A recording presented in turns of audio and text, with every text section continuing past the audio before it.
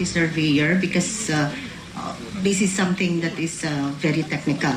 Ma'am, in a project like this, which has been divided into 5 phases, will you determine the overpricing on a face-to-face basis? Your Honor, I think ang nakikita namin ngayon na siguro nga may konting problema yung kinonsider siya face by face. Because this is just one project, in effect, one building. So we are really going to look into it as Is that already a red flag that one building is divided into 5 phases, or that's normal? In the usual course, it's a red flag, Your Honor. Is that so? Because I think that will open Pandora's box.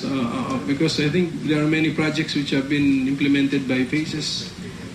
To implement it in phase by phase, Your Honor, is one thing, because implementing it in phases is really just is a matter of timing. Kailan ito gagawin, tapos pagkatapos niyan ito. Yun sequencing yun yung phasing. Pero yung pagkaano ho kasi nito, kada phase is one contract Kada phase binid out din siya yung parang ganun Kada phase meron din siya nung work plan and etc. So ang gusto namin sa ganyan sitwasyon, ma'am, sa ganyan sitwasyon, yung winning bidder or contractor sa phase 1 should not automatically be the contractor for phase 2 kasi may compartmentalized bale yung project. But in this particular case, isa but winning in the bidding. Lone bidder, yes. Which was awarded the contract for being the lone bidder. But theoretically, it could have competitors, and a competitor could have won theoretically. Sige po, what else do you want to add, ma'am? Sorry for interrupting you. Yun po at patuloy ho ang aming evaluation po nito. Last point. I'm worried because we cannot seem to agree on the total floor area of the project. Sa papers, 31,928 square meters from Hillmark's website, etc. The Miss Kagaanan mentioned 33,651. So, which agency will be the referee to finally tell us ang floor area nitong subject construction project is this much? Kasi paiba-ibang figures Kasama ho yan sa mga items na i-validate din po namin. So, it will be you. It will be the COA. Well, at least we will have our own, and we don't know if the ombudsman will require something else. But insofar as we're concerned, kasama po yan doon sa mga matters subject to validation. So will you actually measure the project or just rely on the papers, on the plans? Depende po siguro yun sa magiging pasya ng eksperto whom we will engage, because they will know better whether they can make an assessment based on paper alone or i-actual pa or whatever. So definitely an expert siya. Sana po actual kasi audit diba? Yun po yung common sense understanding ko. Anyway, I'm yielding now to the person who has the floor rightfully, Senator Alan Cayetano. Thank you, Mr. Chairman. Magandang tanghali po ulit sa ating bisita. Can I first address Tony Bundal and also Mr. Nicolas Ching and Season? Kakamustahin ko lang po kayo. Kamusta po kayo? Mabuti po naman at binigyan kami pagkakataon ngayon na may paliwanag ang mga tunay na nangyayari. Meron po akong prepared na pwede ko po bumasahin ito. Okay. Sorry po, hindi ko lang. Humaharap ako ngayon sa inyo, mga kagalang-galang na senador. Higpit ang paniniwala na makakatulong ang institusyon ito para matigil ang grabing karapalang pagnanakaw sa kaban ng bayan ng Makati. Nagpasya po kami ni Atty. Rene Bundal. Mr. Mr. Enciso? Well, Opo. the same reminder po Opo, let's opo. avoid the Yes, yes, dramatic, I'll do provocative, politically Yes, colored language. Okay, I'll do that. Thank you. Nagpasya kami ni Atty. Rene Bundal na magsampa ng kasong plunder sa ombudsman laban kay Vice President Jejo Marbinay, sa kanyang anak na si Makati Mayor Jejo Junjun Binay, at sa kanilang mga kasabwat na opisyales sa Makati, sa pag-asang mapanagot namin sila sa batas dahil sa krimeng ginawa nila laban sa mamamayan ng Makati. Nagpapasalamat ako sa inyo at binigyan ninyo kami ng pagkakataon na ilahad ang buong pangyayari kaugnay sa ewan ko kung anong pandarambong o na nangyari sa pagtatayo ng Makati Parking Building. Please consider what I am about to say as a desperate gasp of a man seeking justice for the wrongs done to him and thousands of others by officials of the city that he served so well and loved even more. Why do I consider this a dying gasp? I've been battling stage 3 cancer for some time now, and the doctor had informed me that unless medical science discovered a miracle cure, I may not see the new year. Masailan po ang karamdaman ko, pero humingi ako ng dagdag ng lakas sa ating Diyos para maibunyag ang mga katiwalian na gaganap sa pinakamamahal kong Makati. Sa mga hindi po nakakaalam, dati po akong Kapitan del Barrio ng Olympia sa Makati, ang barangay kung saan ako tumanda. Sa Makati ko po binuo ang pangarap na mabuo ang pamilya at mabigyan ng magandang kinabukasan ng aking mga anak. Sa kasawiang palad, tila lumalabo ang magandang pangarap na ito. Sa loob ng halos 30 taon, kontrolado ng pamilyang Binay ang pamamalakad sa pamahalaan ng siyudad ng Makati. Nagsilbing mayor si Jojo Binay, ang kanyang asawang si Elinita at ang kanyang anak na si Junjun.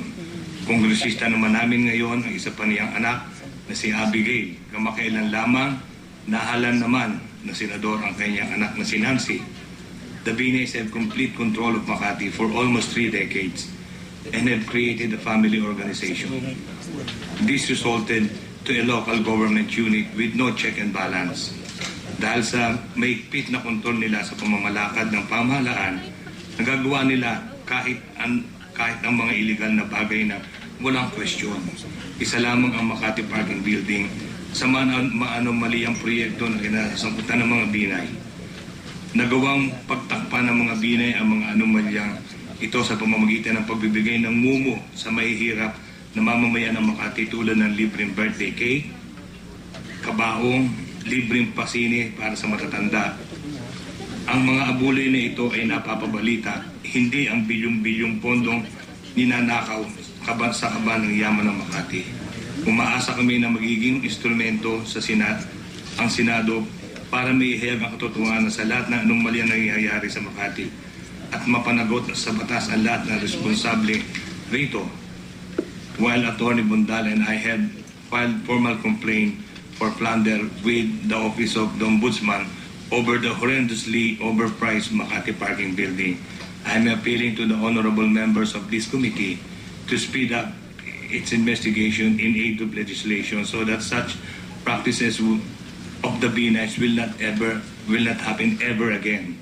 I assure you, dear senators, that I will cooperate with the investigation and tell all I know about the plunder of Makati public coffers. I am happy that this is not too late for me to do my share for the city of Makati. Maraming salamat po. Thank you, Engineer. Kaya ako po tinanong kamusta kayo kasi standard sa amin. Kapag ka meron na nag-testify tapos napakalaki po ng katunggali sa kabilang side, leading candidate for President, Vice President. So I was going to ask about your safety. No? Are you taking care of yourself now? Are you appealing to the Senate for protection? Will you apply to the DOJ for witness protection or okay naman kayo? Sana po hindi na kami magbabother ng mga ahensya pa ng gobyerno para maging burden lang kami. Kasi tinindigan na naman ho namin to, Sige po. Mr. Senator. Kaya lang, syempre may mga anak din naman kami na lumalaki. Wala naman kaming matataas na bakod para proteksyonan ang sarili namin. Kanina lang umaga, May dalawa raw, kasi nakaalis ako ng maaga eh. Naiwan lang ang asawa ko, yung katulong na, tsaka yung daughter ko na hindi pa nag-aaral. May mga ilang motor na luma, pero for registration, ang pabalik-balik, nakatandem dun sa harap ng bahay ko. Hindi ko alam kung saan po nanggagaling yun, mahirap po magbintang. Pero kung matutulungan din kami ng Senado kahit papaano na maproteksyon na ng aming sarili, maraming salamat po. We will bring that up with the chairman later on. But just to proceed with the questioning, Mayor, let me start out with the biblical principle. Kung ano itanim natin, yun ang ating anihin. So I understand the pain and the anxiety of having to go to an investigation. Pero hindi ba mismong commercial nung tatay mo nagsasabing ganito kami sa Makati, sana ganito sa buong Pilipinas? Meaning, kung corrupt sa Makati, ayaw natin maging corrupt sa buong Pilipinas. Kung malinis sa Makati at maganda programa, gusto natin buong Pilipinas ganon. So meaning kahit hindi tatay mo ang naging leading candidate, any person in this room, naging leading candidate, pero biglang may allegation ng malaking anomalya, wouldn't it be fair that they pass through an investigation, Mr. Mayor? Meron nga pong ginagawang investigation. In fact, nasa ombudsman na nga po itong kasong isinampan ni Attorney Bondal, Your Honor. So, I assume your answer is yes na fair, pero nandun na sa ombudsman. Is the ombudsman investigation open to the public? Sa pagkakaalam ko, opo. Dahil Hindi bakas naman po ito. In their rules, Mayor, they're not allowed. That's why in the pork barrel scam and all the other scams, ZT, etc., napilitan ang Senado na mag-hearing, and kasama namin ang tatay mo noon, ang Honorable Vice Mayor, na nagdi-demand kay GMA, magpaliwanag ka, magpaimbestiga ka. GMA always used to say, politika lang to, diba? But we demanded an investigation. So I hope you understand na yun ang starting point natin. Kahit sino dito, kahit sino sa atin ang ituro, at it warrants a investigation, then we should go through it. But having said that, Mayor, you submitted yourself to it and you're here and we thank you for that. Can we define terms muna, no? Sa television po, adamantly nyo sinasabi, hindi ito parking building. So, is this a parking building or is this an office building? There's a building with office spaces and parking spaces po, Your Honor. Nung una po itong ginawa, and I understand hindi ka pa mayor dyan, was it intended for both or it was intended as a parking building? Ano yung original plans po niya? I was informed, Your Honor, that it was really intended to be a parking building. Okay. So what was the name of the building? From our records, it says that it's a parking building, Your Honor. So hindi po totoo yung sinasabi niyo sa TV na bad faith sila by calling it a parking building because mismo naman yung mga ordinansa niyo, ang pangalan dito, Makati City Parking Building. I cannot argue with that, Your Honor. What I'm saying is that when the structure was finally built, ito po ay building na merong opisina at meron pong parking, Your Honor. Okay. So, Sir Mayor, sabi niyo kanina, ang depensa niyo, it's a world-class building. Kaya siya mahal. So you admit that it's expensive. We're saying po na dekalidad po ang ginawa po namin doon. Dekalidad na mahal, dekalidad na tama presyo, dekalidad na mura. I mean, hindi porke dekalidad, ibig na sabihin mahal. Maraming dekalidad pero mas mura. Dekalidad po na kung ano po ang mga ginamit na materyales, ito po ay naayon sa ating batas. Naayon sa batas, Mayor. So are you saying that standard, kinumpare natin sa kahit anong same level, hindi siya overpriced, hindi mataas ang presyo niya? Your Honor, ang sinasabi nga po namin, wala pong overpricing na nangyari Yes. po dito. I'm clarifying that, Mayor. Meaning, kung as you said, no, oranges to oranges, apples to apples, i-compare natin lahat ng presyo, walang overprice ito. Yun po ang aming sagot nga po dito sa allegation po namin. Because in other countries, pagka may ganyan allegation, pati yung in the US 2 years before, nagbabatuhan na para makilatis talaga ng tao. Kasi sa atin, iba yung image, iba yung totoo no? Hindi malaman ng tao, mabait ba talaga yan, corrupt, hindi alam, no? So pag election na, too late na. Kaya pag nanalo na, surprise. Surprise, mabait pala, surprise, corrupt pala, no? And the country has suffered too much surprises na negative. That's why investigations in the US kung may inakusa, siya pa nagsasabing investigahan mo ko at siya pa nagsasabi nung solusyon. Isn't the simple solution here was for your father and yourself to say, let's get 3 credible quantity surveyors, look at the building, and come out with a price? May I answer, Your Honor? Yeah, go ahead. Because that's not the process written in our law. Ang mandate po ay nasa COA para tignan kung meron pong overpricing o wala.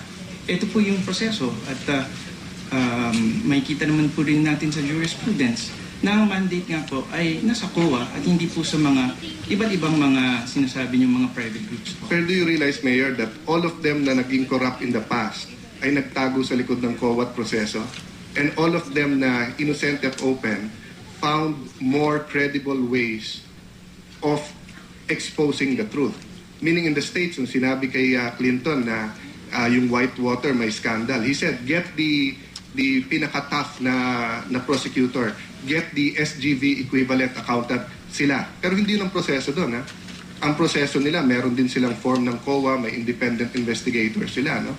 So in this case, what's the fear, Mayor? That we get a quantity surveyor and they say na, is the fear that they will come up that it is really higher? Or, help me understand lang, no? If it's really not overpriced at hindi mas mataas, why can't we just get 3, and if you really want to clear your name, and wala na tong issue na to from now till then, why don't we get quantity surveyors and then just ask? No?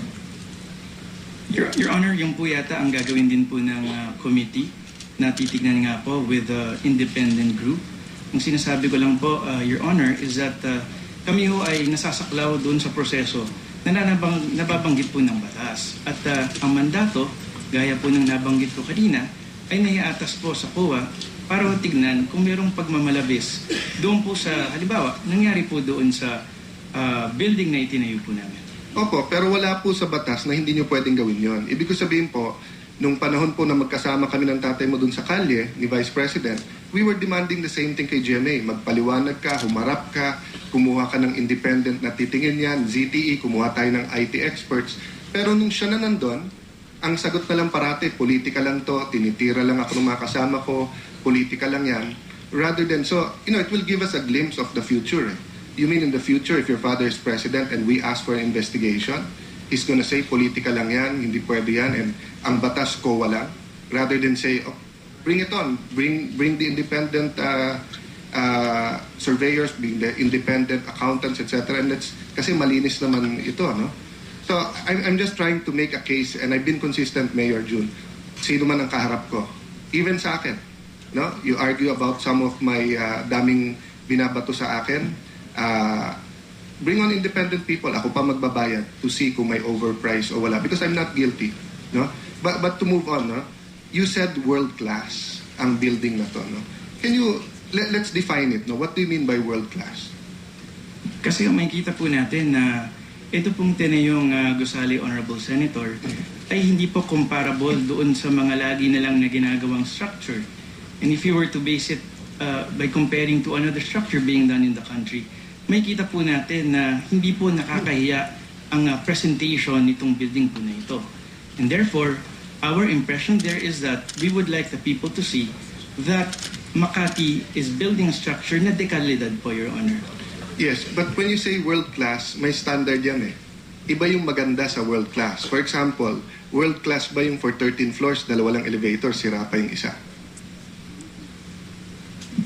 Your Honor, binanggit po na nasira yung elevator, yung po ang sinasabi po ninyo. Ito po yung mga makina at pwedeng masira po. In 1 year, Mayor, pagka brand new, 1 year, 2013 yung natapos yung building, world class. I've been in a lot of buildings, Mayor. They will throw out the contractor ng elevator kung nasira within a year ang elevator. Remember, the city has inspectors before payagan na umandar yung elevator. So wala pang 1 year and you have your own inspectors, masisira yung elevator. How can we say it's world class? Your Honor, I will not argue with you on this one. Ang sinasabi po namin, they are also subject to warranties. Okay. So kung meron man pong nasira, ito po ay pinoproteksyonan ng mga warranty at kung mangyayari nga po ito po ay dapat ayusin po nila ito. Anong GFA nung building? paki-clarify po. Hindi ba po Honorable lahat Senator. po ng mayors meron po silang computation sa density ng isang lugar, kung ano yung pwedeng height, ano yung gross floor area, ano yung computation, and then may computation yan sa world class kung ilan elevator para sa bawat floor at ilan parking para sa bawat room at ilan tao sa bawat room. And the smaller the density, mas world class or mas exclusive siya, no? So anong specs, for example, for these buildings? What's the GFA, for example, which is standard in any development pag tinanong? Sorry, Your Honor. Am I correct, Mr. Cuervo? What's the other things that we look at? GFA? Okay, the number of basements, GFA is gross. floor area. Okay.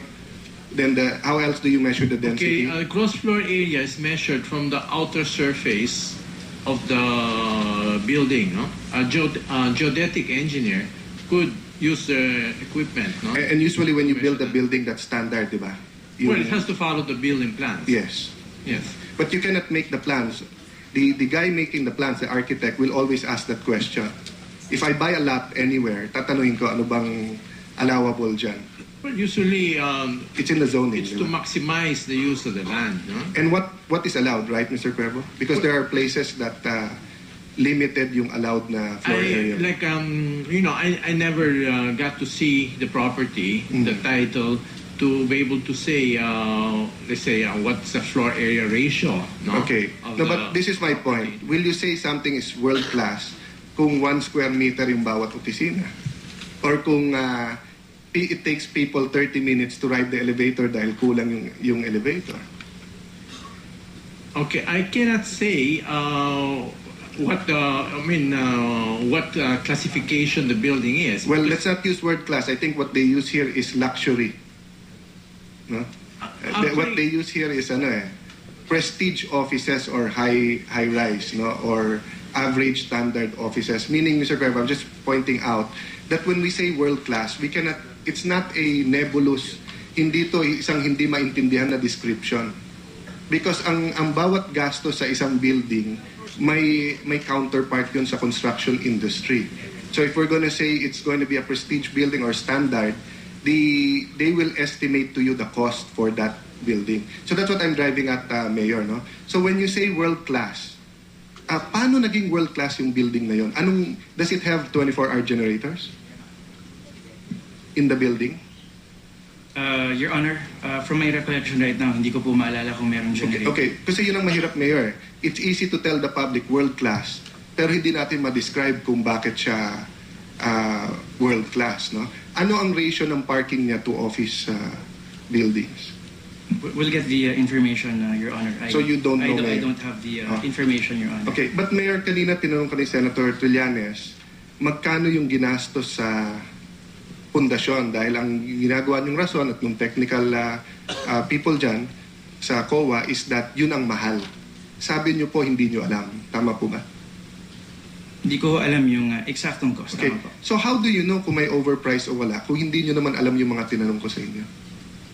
Your Honor, ito po, ulitin ko, ang pinagbatayan ko lamang din po ay yung COA findings po Okay. na nagsabi ng ito pong mga So what detalye if po na ito. COA finds that there is overpricing na malaki? You will admit now that there is overpricing.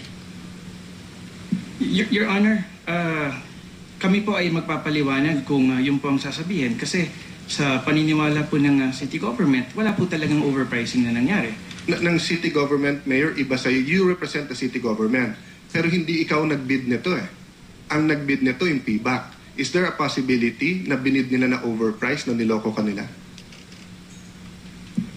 Your Honor, ito po ay mga possibilities. Hindi Yes. ko po kayang sagutin. So it's possible, Mayor, that it is overpriced and you do not know. There will be a possibility, Your Honor. You're right, sir. Okay. So this is my point, Mayor, no? Sabi niyo world class. Meron bang ibang world class building sa Makati? I would say marami po na nakikita po kami na Okay. magagandang gusali po. Meron po bang world class building sa magagandang gusali sa Makati na tabi ng Pasig River? If you ask me my personal opinion, kung opinion ko lang man po, papayag po ba kayo, Your Honor? No, may Yes, Mayor. factual lang naman po tanong ko because you know naman your city eh. Sabi nyo kasi kanina sa tanong kay Senator Ejercito, walang katulad na building. Ang pagkaalam ko yung Rockwell and certain buildings katulad ng The Grove, Phase 2 at Hoya Lofts, katabi din ng Pasig River. Tama po ba? Tama po, Your Honor. Tinignan nyo ho ba kung magkano ang presyo ng pundasyon ng Hoya Lofts at saka ng The Grove? Hindi po, Your Honor. Sino po gumawa nung Grove at saka Hoya Loft? Hindi ko po alam, Your Honor. Ang gumawa po nito ay isang Hillmarks Construction Corporation. Sino po ang Hillmarks Construction Corporation? Siya rin po ang gumawa po dun sa building po namin. Meaning po, Mayor, kung binigay sa iyo ng payback na, Mayor, eto yung presyo, 2.2 billion, no? At sinabi mahal kasi pundasyon, by simply looking sana at a building na ginawa din ng Hillmark at tinignan din pundasyon, makikita mo kung may overprice o hindi. Pero no one in the COA and no one in your office did that. Ito po ay yung pong pagpupundasyon ay nasa phase 1, Your Honor. So hindi po ako magiging privy doon po sa Yes. sinasabi niyo pong comparison po. So it's your father? Kasi time po yan. Tama po. Yes, okay. So anyway, let's get his reaction kung alam niya yon or hindi, no? But then so in other words, Mayor, if it was your father and hindi mo alam kung kinumpare niya, you really don't know whether it's overpriced or not. You're relying on the documents right now. You're relying on the people under you telling you na, Mayor, tama tong presyo na to. Tama po yan, Your Honor. Okay.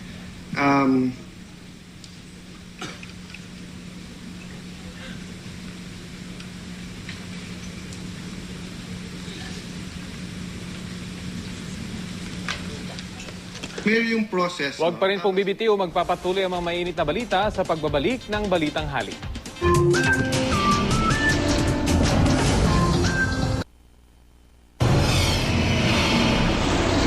Pinipiling po natin na yun dun sa mga susunod po na gagawin. Opo, Mayor, pero sa phase 1, alam mo na naabot ng 2.2 billion, hindi? Ay, hindi ko kayang sagutin, Your Honor, kasi nga ho, ito po ay nagsimula nga po dun sa aking ama. And then, magkano po ang kinontinue sa inyo out of 2.2 billion? We can... Kung hindi ako nagkakalami, basta after 2010, Mayor, no? Yes, Your Honor. So, if we follow City Ordinance 2011-37, 12.5 million, 2011-016, 650 million, 2011-43, 400 million, 2012-43, 13 million, and then 2013-26, 1.5 million. So Mayor, hindi mo ba muna tinignan bago mo kinumpleto yung mga phase? Hindi ba muna nagtanong, saan ba yung original plans na yan? Magkano ba yan? Baka naman 10 years from now, may phase 2, phase 3, phase 4, phase 5 pa yan. Isn't that the normal when a mayor, whether he takes over his father or his enemy, etc., natitignan muna? Para konkreto, alam mo kung magkano. Your Honor, binibrief lang po tayo ng engineering department kung ano po ang mga susunod na gagawin. So we will have to rely on them kung ano po ang magiging findings at magiging recommendations po nila. Tapos anong check mo, Mayor? Kaya nga po meron tayong bids and awards at dumadaan po ito sa audit. Okay. I asked because when my wife became a mayor, we asked from the mayor of Pateros. And he said, even if department heads niya yan at may feedback, he got an independent engineering group to check kasi hindi siya papayag, hindi siya engineer, but gusto niya hindi siya palusutan. But my question guys, Mayor, so when the city engineering presented to you, pace lang by pace, hindi yung totality ng project. From my recollection, yun po ang naging briefing po na natatanggap ko po sa engineering department. But Mayor, isn't that irregular? So when they presented in 2011 yung 600 million, paano mo alam kung magkano pa yung susunod or kung tapos na to? Paano mo ma-estimate mismo yourself to know whether it's overpriced o hindi? Sa pagkakaintindi ko po, Your Honor, sasabihin po nila kung ano na po yung mga susunod na steps at kung ano po ang papasok ngayon dun sa budget na magiging tugon nga po kung magkano yung magiging amount na ipopropose doon sa appropriation ordinance. Paano, Mayor, pag mali ang binigay sa'yo? Kaya nga po meron po tayong Your Honor bids and awards para i-determine kung may pagkakamali o pagmakamali. But isn't it true, Mayor, na naaayos yung bids and awards all over the country? Hindi ko sinasabing lahat, pero madalas mangyari yun. Your Honor, hindi po ako privy dyan dahil hindi nga po ako kasali dun sa bids and awards. Okay. Let's go back to but after the bid and awards, you signed the award. Under the law, you can reject the contract. We have to rely on the recommendation of the bids and awards. Mr. Mayor, I agree with you, no? But don't use the word we have to because that means mandatory. It's not mandatory upon you. If you see that there's a problem with the contract, you can reject, correct? Your Honor, I'm the last to sign it. Yes. And then you have to rely on the documents presented to you. But when we were doing the procurement law, I asked that to Congressman Andaya, who's the author. I told him, Congressman, paano ko ako mayor or ako ang department head? And ang paracetamol na nanalo sa bid is 20 pesos. But I walk over to Mercury Drug and they say it's 15 pesos. They can give me the same amount anytime, any day. Can I cancel the bid because it's overpriced? They said they can. And in fact, they said COA is supposed to do that. So although you have to rely on their signatures, Mayor, it's not mandatory upon you. You could have checked that this building na same ang gumawa is half the price of the building that he's now asking you to award to him. Isn't that correct? We will agree with you with the statement, Your Honor. Okay. So, Mr. Chairman, let's go back to your reliance on the COA. No, you've been repeating in all of the TV stations that you have this COA report. No? Are you saying na basta't sinabi ng COA, tama na yun? Even assuming, no? I mean, they clarified it kanina, but assuming yun ang sinabi ng COA. Well, Your Honor, gaya nga ho ng nabanggit ko kanina, ang mandato po para tingnan kung tama po o kung may pagmamalabis, ito po ay nasa COA. At kung wala pong nakikitang pagkakamali ang COA, ibig sabihin naman po na walang pagmamalabis na nangyari po dito. Because I'm a little bit confused, Mayor, no? Because this is a COA report. In 2000-2001, COA found the city of Makati entered into fraudulent transactions with Apollo Medical Equipment Supplies in the delivery of 188 units of beds, 202 units of bedside cabinets, 10 ICU beds, 4 orthopedic beds. Thus, Makati paid, COA report po to, hindi po ako, page 45. Makati paid 36,431,700 according to importation documents. The beds and cabinets were worth only 2.447,376 and 14 centavos. Even if the COA allowed the distributor 100% profit, the items were overpriced by 31 million. Meaning the items was, even with 100% profit, was 5 million. Ang binayad ng Makati is 31 million. The regular bed was 148,000. The manufacturer's price was 9,000. Hospital bed was 17,850. Manufacturer's price was 2,258. ICU bed was 545,000. Manufacturer's price was 34,123. Orthopedics bed was 480,000 and manufacturer's price was 24,000. No? Furthermore, the COA found that the UGM Medsystems, I guess, Medsys, did not exist. No? The said supplier na sinasabing gawa ito sa United States, hindi naman pala. Gawa naman pala ito sa Taiwan. To make my point, Mayor, the B9s are disputing this report, right? Your Honor, hindi po ako privy dahil hindi po ako yung nakasuhan dyan. At ang pagkakaintindi ko po ay ito ay isang kaso na naisampa na sa Sandigan Bayan and therefore the Sandigan Bayan, Your Honor, has gained jurisdiction over that matter. And my opinion here will not matter because dinidinig na po ngayon yan sa korte. What I'm pointing out, Mayor, is that kung pabor sa mga binay yung... Mga kapuso, huwag pong bibitiw. Magpapatuloy pa ang may inat na balita sa pagbabalik ng Balitang Hali.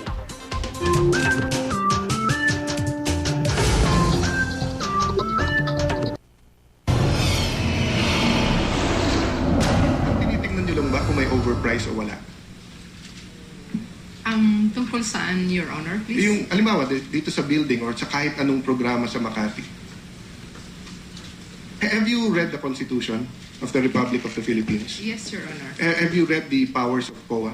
Yes, Your Honor. Okay. Let me read to you Article 9 D, the Commission on Audit, Section 2, Paragraph 2. The Commission on Audit shall have The Commission shall have exclusive authority subject to the limitation of the article to define the scope of its audit and examination, establish the techniques, methods required thereof, and promulgate accounting rules and regulations, including those for prevention and disallowance of irregular, unnecessary, excessive, extravagant, or unconscionable expenditures or uses of government funds and properties. Yes, Your Honor. So if one building will cost 2.2 billion, even assuming everything na sinabi ni Mayor is correct, and even assuming na walang overpriced, you would allow a building to be made at that property for 2.2 billion when you can make it in a different area for 400 million.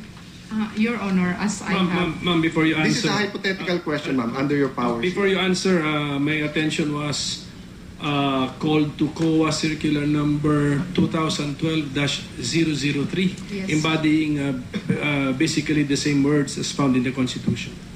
Yes, Your Honor. I have a copy of that Yes. in my file.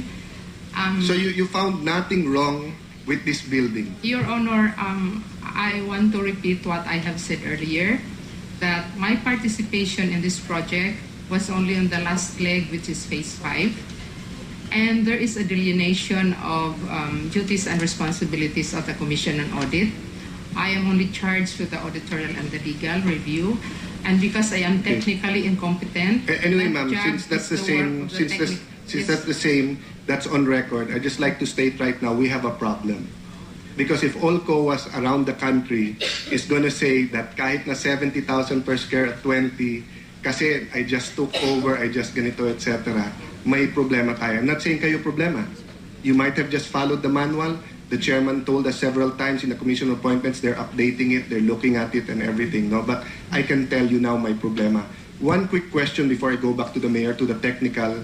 Who is the technical staff from COA who came up with the evaluation? Nandito daw? Just one quick question. Sabi niyo po kanina, Yeah, they're they all are here. all here, Your Honor, at the back. Can you give me one name and can you send May him or we her call over? one of them and administer the oath? Is that person the technical audit It doesn't have specialist? to be one person. If they want to help each other, come over, please. Si Flora Lois. Huwag pong bibitiw, magpapatuloy pa rin na mainit na balita sa pagbabalik ng Balitang Hali.